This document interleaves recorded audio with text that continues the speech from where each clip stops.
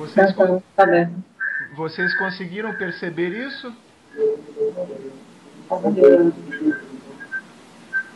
Não estou escutando. Oi? Oi? Tá me ouvindo?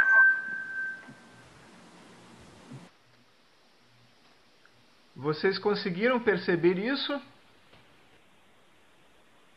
Hein, pessoal? Sim, consegui. Aham. Sim, percebi. Certo. Aí vocês podem entrar no rádio local, né? O usuário é o administrator e a senha foi colocado, né? Lá conforme o e-mail, S minúsculo, U maiúsculo, P E R arroba 0. É um super arroba 0. Só que inicia em minúsculo e com o U maiúsculo.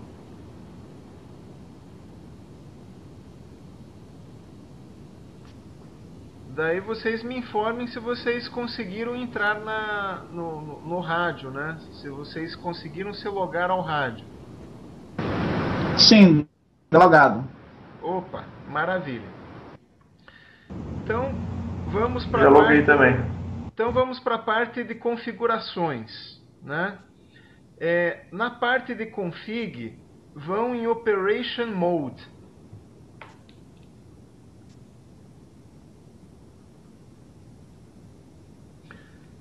Em Operation Mode, vocês vão ver que tem vários quadradinhos aqui indicando os alarmes em verde. E tem a configuração do sistema, né? Aqui na configuração do sistema é que você vai escolher a aplicação do rádio.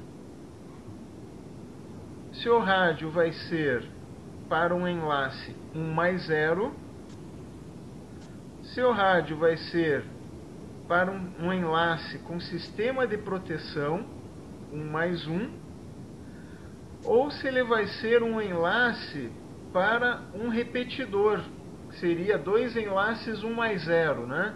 Um para cada sentido de comunicação. Então ele chama de East and West, né? Para o lado oeste e para o lado leste, né? Seriam 2 enlaces 1+0 chegando nesse repetidor, tá? Aqui é um enlace 1+0, né? Então ele está configurado como 1+0. Primeira observação é o seguinte: todo campo de configuração ele sempre tem ao lado um botãozinho set. Quando você altera a configuração, escolhe uma outra configuração, você deve apertar o botão set para executar o comando, vamos dizer assim, executar a operação, e ao mesmo tempo ele já faz a gravação dessa execução na flash, na EEPROM. É um processo único esse botãozinho, tá? Outra coisa importante a ser lembrado aqui é que não existe um refresh automático do web browser, né? Quando você clica na página, ele buscou uma informação e te apresentou na tela. Se você quiser buscar uma nova informação, uma nova apresentação, você pode utilizar o botão de refresh do web browser, o F5, ou então clicar novamente em cima do link da página Operation Mode. Ele vai e coleta novamente as informações e te apresenta na tela. Legal? Então, o mais comum, aplicação 1+0. Então, em Operation Mode, né, essa tela é importante para a gente verificar os alarmes aqui apresentados em verde. Então ele já me informa que inicialização da ODU está em verde, né? Comunicação de TX e RX está em verde da placa de FI.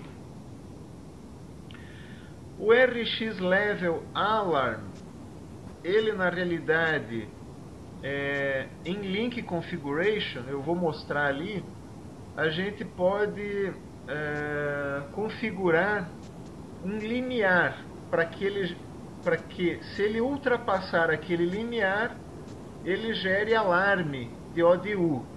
Aqui nessa página ele é descrito não como ODU Alarm, mas sim como RX Level Alarm. Está em verde. O SL é o Sync Loss, falta de sincronismo do demodulador, está em verde. E o BER, né, Bit Error Rate, a TAB, taxa de erro de bit, né? Caso o FEC já tivesse não conseguisse manter, né, e a taxa de erro de bit fosse excedida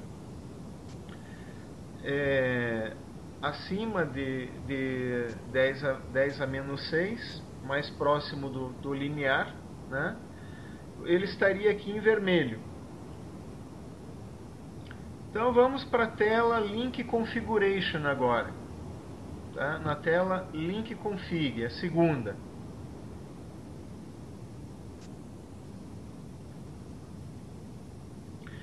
Nessa tela Link Config, você pode abrir a parte de seleção referente à configuração de capacidade. Então ali você configura como na realidade você está configurando o modulador, né? Qual é a conformação de espectro que ele vai ter e na realidade, através da capacidade que ele vai estar te limitando, qual é o tipo de modulação que ele vai estar usando. Então aqui são modulações fixas, né? Que você escolhe. São esquemas que você escolhe limitando a capacidade.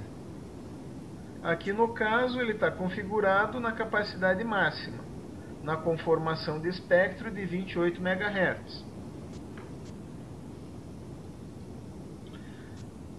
Na parte de configuração de ODU, se vocês abrirem a tabelinha ali, vocês observam que nessa tabelinha de seleção, você pode selecionar desde o canal 1 de seleção até o canal 14. Os canais válidos da Anatel aqui são a seleção 3, é o 8412 8293, o canal de seleção 7, 8426 8307, o canal de seleção 11, 8440 8321. Pessoal, aqui uma observação importantíssima. Ele está liberado aqui na seleção desde o 1 até o 14. Porque se você estiver utilizando o BW de 7 MHz, você poderia eventualmente selecionar esse canal 1 ou selecionar o canal 14. Porém, como nós estamos trabalhando com o BW de 28 MB, você não pode trabalhar com ele no canal de seleção 1 nem no 2. Bem como acima do 11 você também não pode trabalhar nem no 12, nem no 13, nem no 14. Por que isso, pessoal? Por causa da limitação do filtro duplexador. Tá? Aqui a forma que eles deixaram para você configurar, né, eles estão imaginando de que você vai configurar o rádio de maneira correta, né? Se você configurar o rádio de maneira errada e ele pegar já além do que da banda do filtro, da banda passa-faixa do filtro, você vai ter distorção do teu espectro. Se você vai ter distorção do teu espectro, né, isso vai acarretar em taxa de erro de bit, em performance reduzida. Então, imagina-se que você vai configurar o rádio de forma correta nos canais válidos da Anatel. Tá? Esse é um ponto importante. Então, somente canal 3, somente o canal 7 e somente o canal 11 de seleção. Aqui eu deixei ele configurado no canal 7. Aí abram a parte de TX Power. Vocês vão observar que vocês podem configurar de 1 em 1 dB, desde a potência máxima de 27 dBm até a potência mínima de menos 10 dBm, ou colocá-lo em off.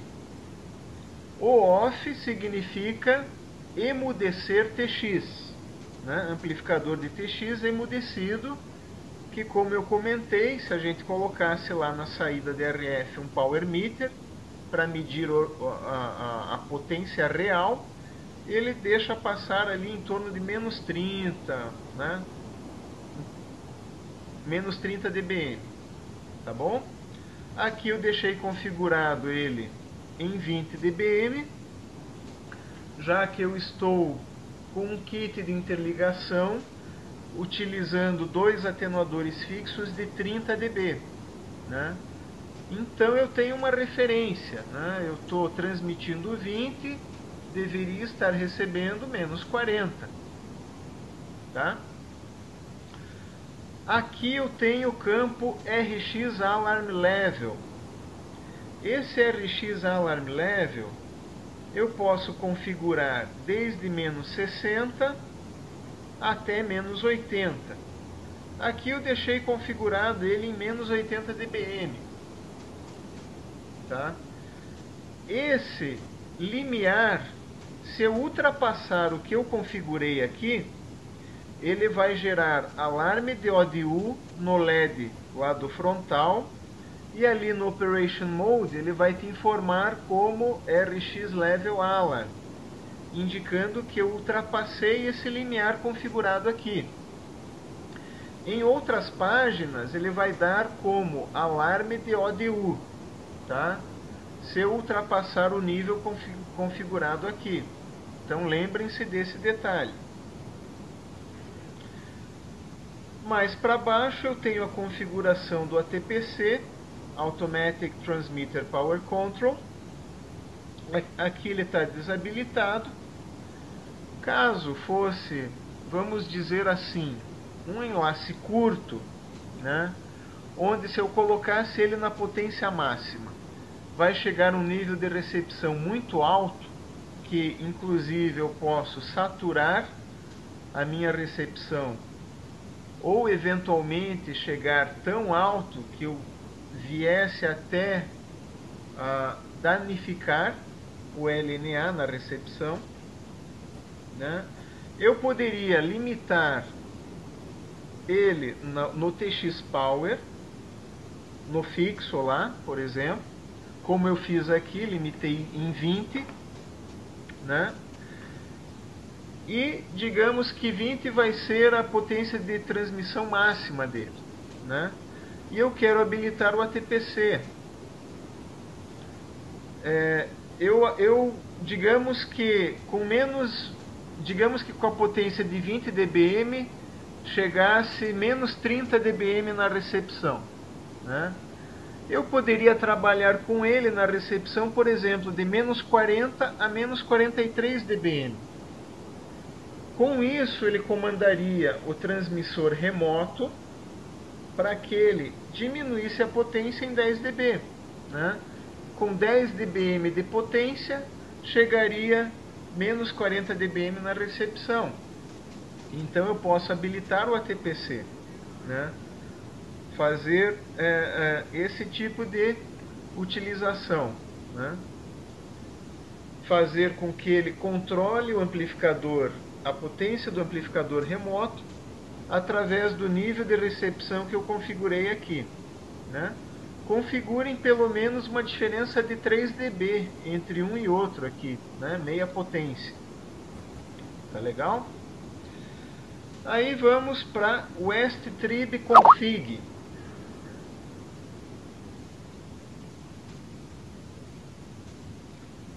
wstrib config.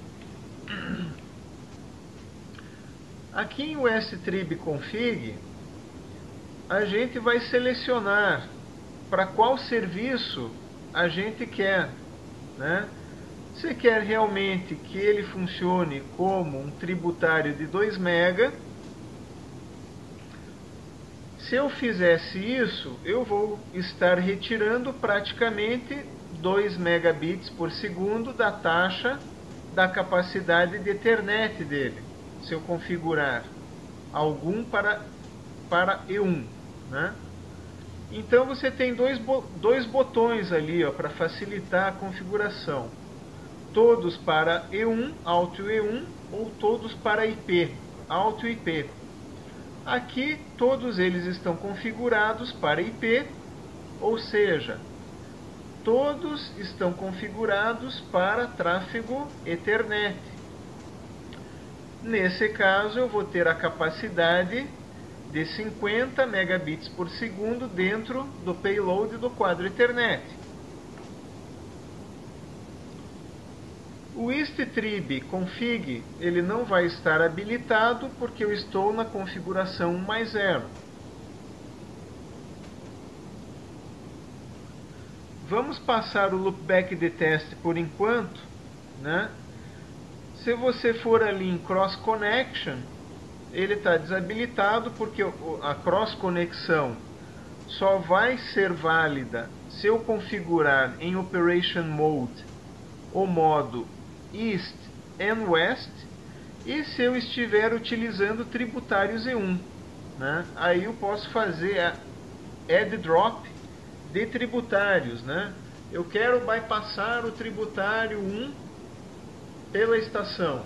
Eu quero que o tributário 2 do lado oeste desça na estação e eu quero que o tributário 3 dessa estação se comunique com o lado oeste, né? Isso aqui é só válido para tributários E1. Para tráfego Ethernet, como a gente deixou, não tem função nenhuma, né? Já que nós configuramos todos os tributários em wstrib config para IP, para tráfego Ethernet, mesmo que eu estivesse numa estação repetidora configurado ele como East and West, ele ficaria sem função. ETH port config. Vamos para ETH port config.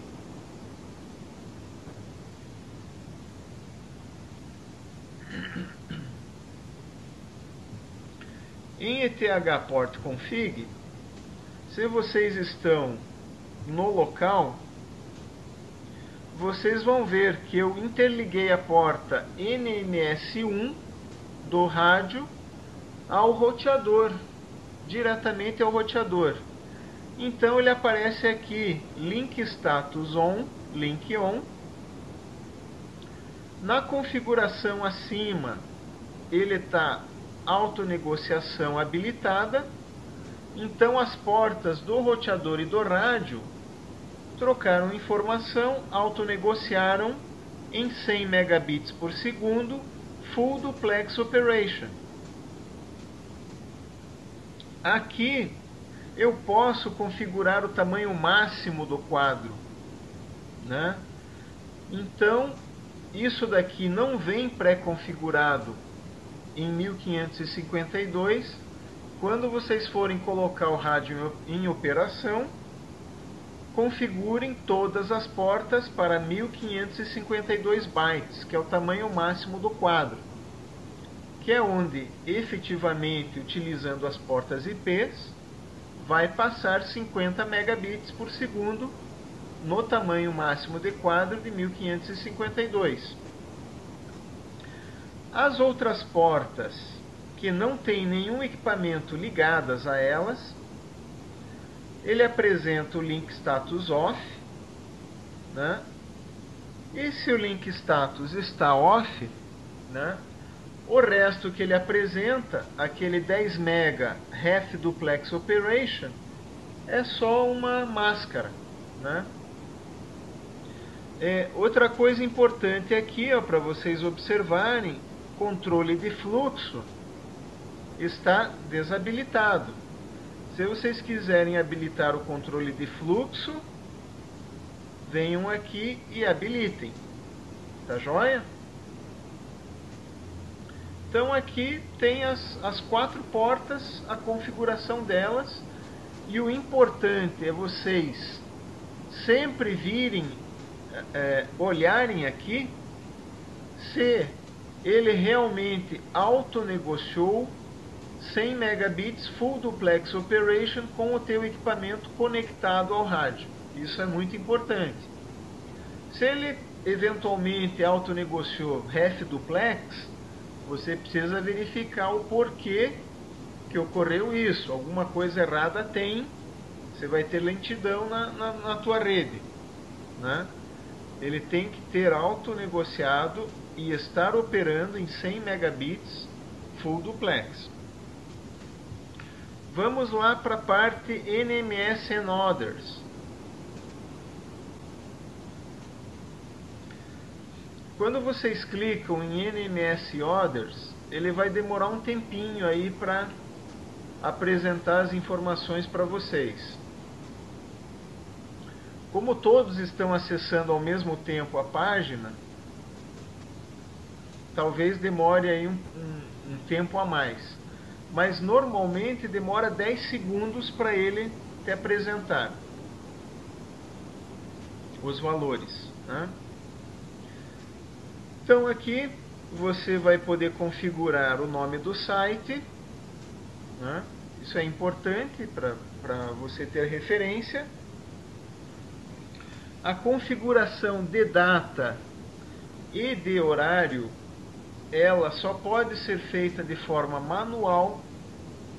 Você tem que preencher os campos. Nos campos, você, por exemplo, no campo do mês, você não pode preencher com um 0 na frente. Se você preencher 08 e der um set data, ele não vai aceitar. Você tem que preencher somente com um único dígito, né? Sem zeros na frente. E aqui é importante que você configure data e horário, né? A data e principalmente o horário mais ou menos igual nos dois terminais, nos dois lados, porque isso daqui vai ser importante para verificação do desempenho do enlace quando vocês coletarem os logs de desempenho e no log de eventos de alarme, quando vocês olharem o log de alarmes do rádio, né? Toda a configuração, todos os alarmes ocorridos vão estar escritos com data e horário, os seus respectivos registros. Aqui vocês observam, bom, vocês poderiam configurar o login timeout, por padrão aí está 30 minutos, normalmente isso não se altera, né? Acaba deixando por padrão aí. Aqui vocês têm a configuração de endereço IP, máscara de subrede e default gateway, né? Então esse é o endereço IP que eu estou usando para ele aqui na minha rede interna. Estou indicando para ele o default gateway do meu roteador, que é através do NAT e da liberação de porta que eu fiz, né, do IP Forwarding, vocês estão acessando através da internet o rádio aqui na minha rede interna. Ao lado, você já tem ali a parte de Trap Host e Trap Port para configuração DSN MPv1. Você pode alterar a porta se for necessário e tem que indicar o endereço IP da máquina onde está rodando o teu software de gerência, que vai interceptar as mensagens de trap geradas pelo rádio. Mais para baixo, SNMP config, você tem ali a comunidade leitura e a comunidade escrita. Mais para baixo, o usuário e senha que eu coloquei, né? Eu mantive o usuário padrão administrator.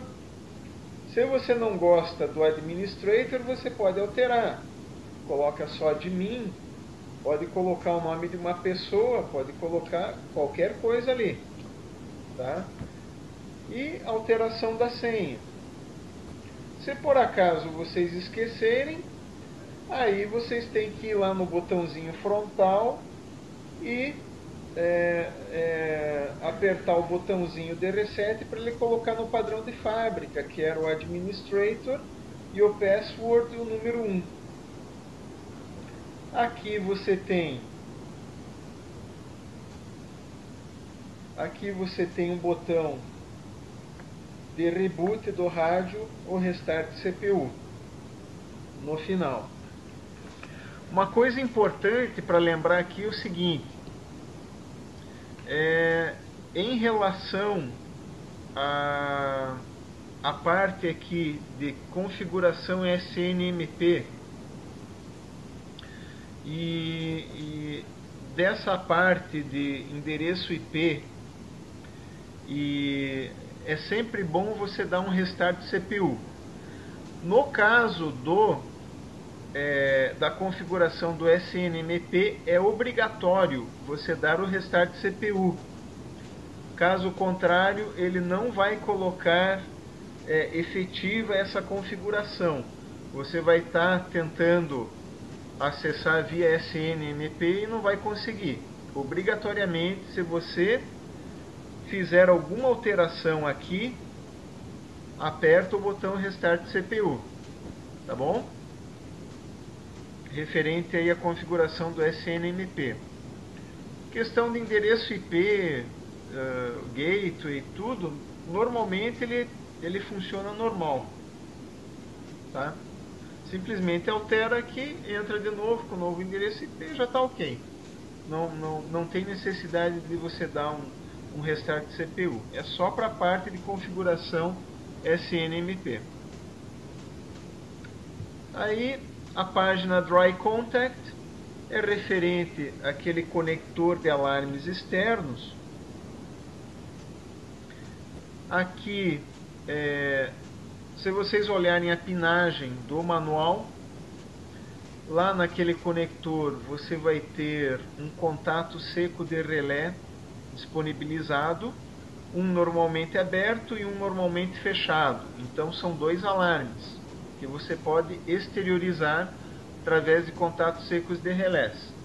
E se você entrar lá na entrada de alarmes, ele vai te indicar o status aqui de alarme on ou alarme off, né? Se você quiser entrar com um alarme externo, ele vai ter a indicação aqui. E na parte da exteriorização de alarmes, somente você consegue exteriorizar alarme DIDU, alarme DODU e alarme remoto. Esse loopback e esse all ALL, eles não estão preparados, tá? Somente IDU, ODU e remoto, que você pode exteriorizar nos contatos secos de relés.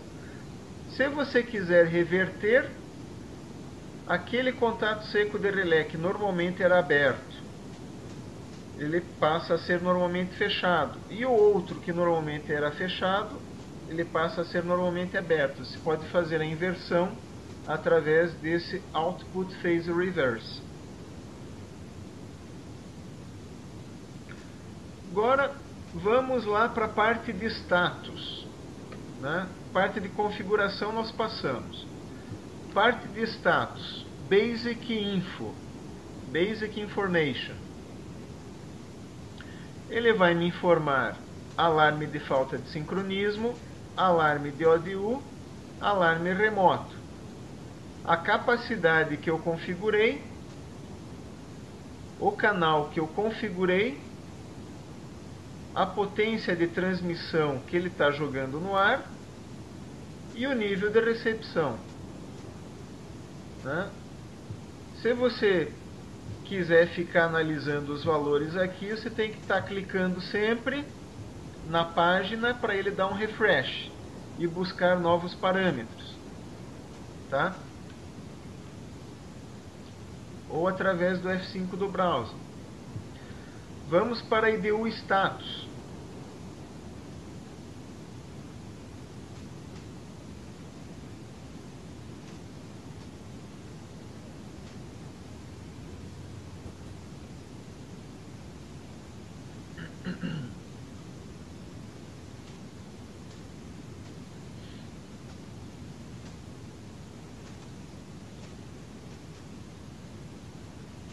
Esperar ele puxar as informações, ok. Aqui ele vai te informar na parte de status de alarmes, ao invés de um quadradinho verde e vermelho, como on e off. Aqui ele te informa, né, alarme de IDU off, alarme de ODU off. Lá ele informava alarme de ODU como verde, né? O Bear Alarm, que a gente viu lá no Operation Mode, que apresentava como verde, aqui ele aparece como off. O status do cabo está normal. Se eu estivesse com o cabo rompido, apareceria open aqui. Aí as informações de inventário da IDU, né? Qual é a versão do firmware que está rodando, software version 3.6.5, qual é a versão do FPGA, é a versão 105, qual é a versão do CPLD, versão 2, o part number, o código do produto, e o serial number, o número de série dessa IDU, que é para inventário, está aqui. Sensor de temperatura interno da IDU, está com 49 graus Celsius. Há quanto tempo o sistema operacional foi rebutado? O SysUptime, Total Runtime, em segundos. A versão do sistema operacional que roda, é um Linux que roda na IDU. O nome do site que foi configurado. E daí a informação do site remoto, né? Ele te informa o nome do site remoto e o endereço IP do site remoto. É a única informação que eu tenho do terminal remoto, é aqui. Somente nessa página. E somente essa informação. Nome do site e o endereço IP. Aí vamos para o STRIB Status. Esse STRIB Status é o resultado do que você fez em STRIB Config. Então aqui, você lembra que lá em STRIB Config, nós colocamos todos para IP. Então ele informa aqui, ó, 0E1 mais 24 IP, todos para IP. Então aqui eu confirmo que está tudo para tráfego Ethernet. O STRIB Status não tem, vai estar Not Available, né? NA Not Available, já que eu não estou configurando Operation Mode como 1+1 ou como East and West. E o Local Trib Status é onde aparece a informação para loopback analógico, a informação para o loopback DFI. É o baseband loopback off ou baseband loopback analog, né? Quando lá no loopback test eu fizer o loopback DFI, aqui ele vai me informar, no lugar da palavra off, vai me informar analog.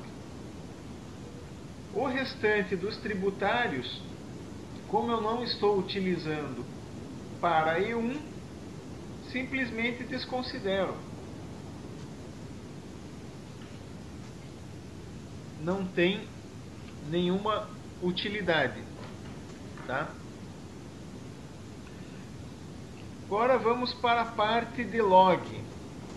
Lá na seção log, em log,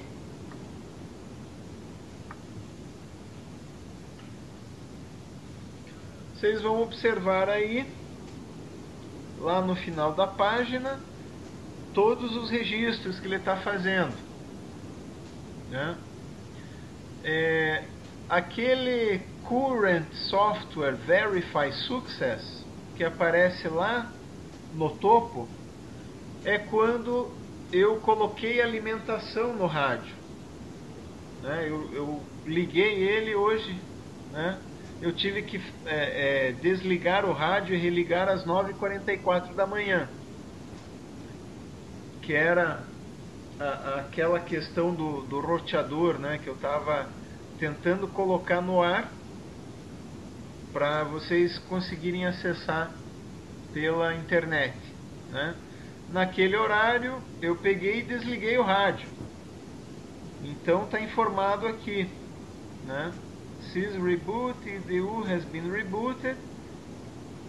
Depois tudo que a gente fez de configuração aqui, ó, na sequência, e os usuários que se logaram a partir de qual endereço IP.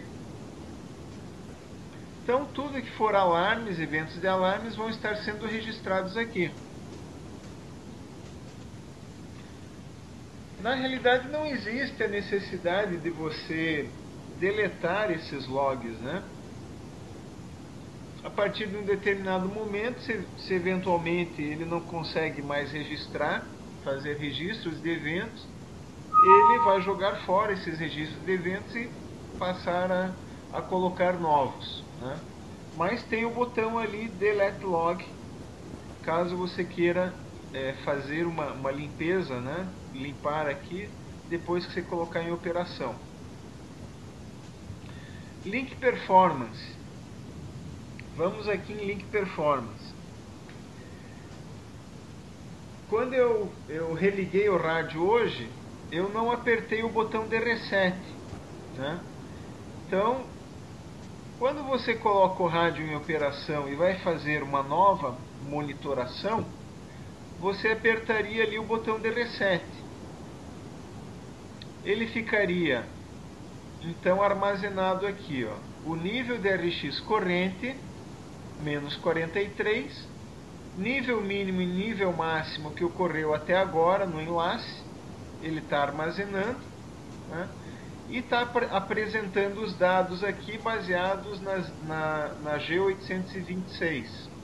Né? Taxa de erro de bit atual, taxa de erro de bit acumulada, bits errados, segundos severamente errados. Se você clica novamente ou dá um refresh da tela, né, ele está fazendo a monitoração aí. E aqui, o que é importante nessa parte do Link Performance você deve ter feito um reset dele para que ele esteja armazenando aqui o nível mínimo e o nível máximo, né? Que eventualmente vai estar ocorrendo por um efeito de propagação ou um efeito externo no teu enlace. E daí você pode salvar um histórico de performance. Esse histórico de performance é das últimas 48 horas, segundo a segundo. ele vai armazenar em 2 arquivos, em 2 janelas de 24 horas. Ele chama esses arquivos de data 0 e data 1. Data 0 é as 24 horas mais recentes, data 1, as 24 horas mais antigas, completando a janela de 48 horas. Para você verificar esse log, você aperta no botão Save e aperta no botão Download. Ele vai ser um arquivo data.tar. Você faz o download desse arquivo.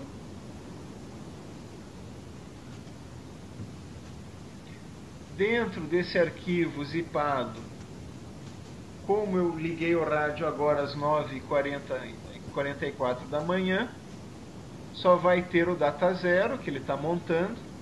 Ainda ele não começou a montar o data 1, só quando ele completar as 24 horas que ele vai começar a montar o data 1.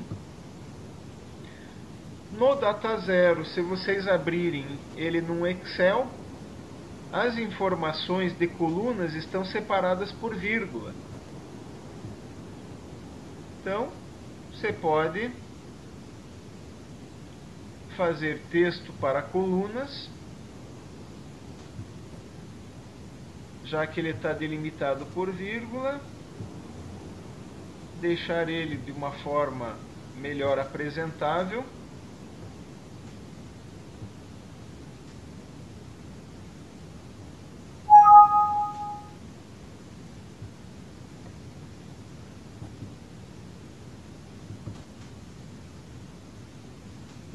E daí você tem as informações aqui dentro, né, que ele está armazenando segundo a segundo, temperatura da IDO, temperatura da ODO, o nível de RX e a taxa de erro de bit.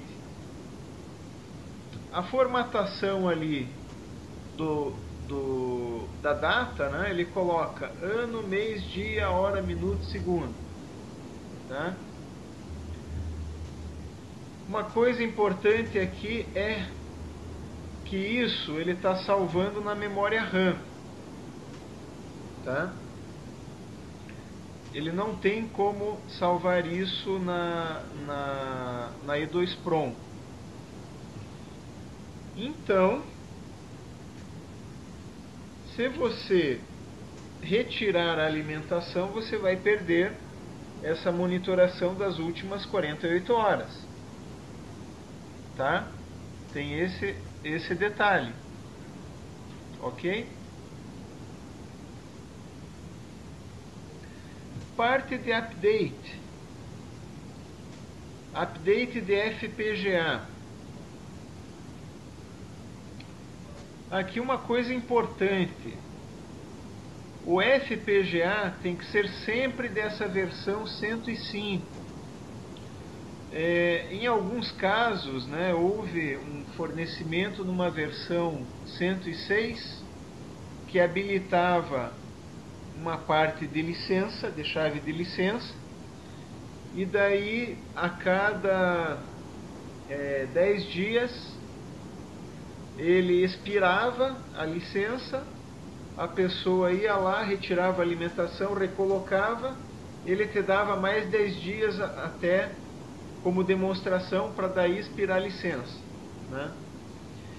Aqui o importante é que esteja sempre funcionando com o FPGA na versão 105. Se eventualmente na lista você tiver uma versão 103 ou uma versão 106, jamais utilize. Sempre utilize a versão 105. Se eventualmente nessa lista for fornecido junto uma outra versão. Aqui você tem o botãozinho List. Então você pode listar tudo que está aqui. Se existisse mais de um, você simplesmente escolheria dentro da lista e apertaria o botão Update. Lá no Current FPGA ele colocaria em operação. Se você trocar de FPGA, obrigatoriamente você tem que dar um reboot no rádio. Você tem que ir lá em NMS Others e apertar o botão Restart CPU. Se você fosse colocar um outro arquivo para essa lista, você selecionaria o arquivo de uma pasta e apertaria o botão Send. Ele faria o upload para o rádio e apareceria nessa lista para fazer a atualização. A parte de logo é só uma perfumaria, né? No local aqui do logo Y2B, desse Superstar-IIP, você poderia colocar um outro logo, né? Tem um tamanho específico que você tem que fazer, um arquivo .gif, e enviar esse arquivo para lá. Ele substitui o logo da Y2B, só perfumaria. E o WMT é a versão do firmware propriamente dito, né? O firmware que está rodando nele e que vai ter influência nas características do rádio e nessa árvore que nós temos aqui nessas seções, status, config, log, né? Essas características estão aqui dentro da versão do firmware, né? Aqui nós temos dois bancos de memória. O banco que está em verde indica que essa parte da memória, essa parte da I2PROM, ela está sendo utilizada e está rodando dali, né? E existe uma outra parte que está em branco aqui, né, que ele chama de idle, que você pode fazer a atualização dessa parte da memória, né? Você seleciona o arquivo, seria um arquivo de 650K, que é o firmware. Ele tem o nome de pdh.tar.gz. Aperta no botão Send, ele faz o upload para dentro do rádio. Depois você tem um segundo arquivinho, pdh-pkg-md5, que é o checksum do arquivo anterior que você enviou. Então você envia um arquivo de checksum para ele confirmar. Fez o upload do arquivo de checksum através do Send. Todo esse processo ele faz em telas de pop-up, dizendo de que o arquivo foi aceito. Aí você apertaria no botão Update, né? Ele vai verificar se o arquivo não está corrompido. Se ele não está corrompido e ele for aceito, ele vai aparecer a nova versão escrita em cima daquele botão OK. Aí ele vai te informar numa pop-up para você fazer a comutação de área de memória ou de banco, né? Você simplesmente selecionaria a nova versão de firmware e apertaria no botão OK.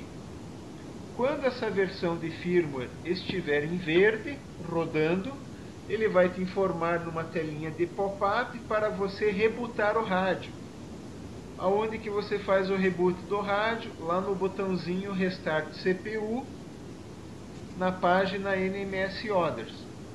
Ele faz o reboot do rádio e volta com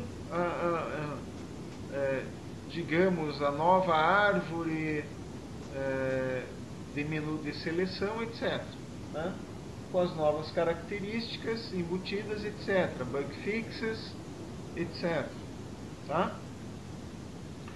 Na página da Y2B, lá na seção de suporte e downloads, vocês têm o firmware, né? Vocês podem baixar o firmware da própria página. Aí nos arquivos que eu deixei disponibilizado para o treinamento, eu também já deixei disponibilizado esse firmware versão 3.6.5.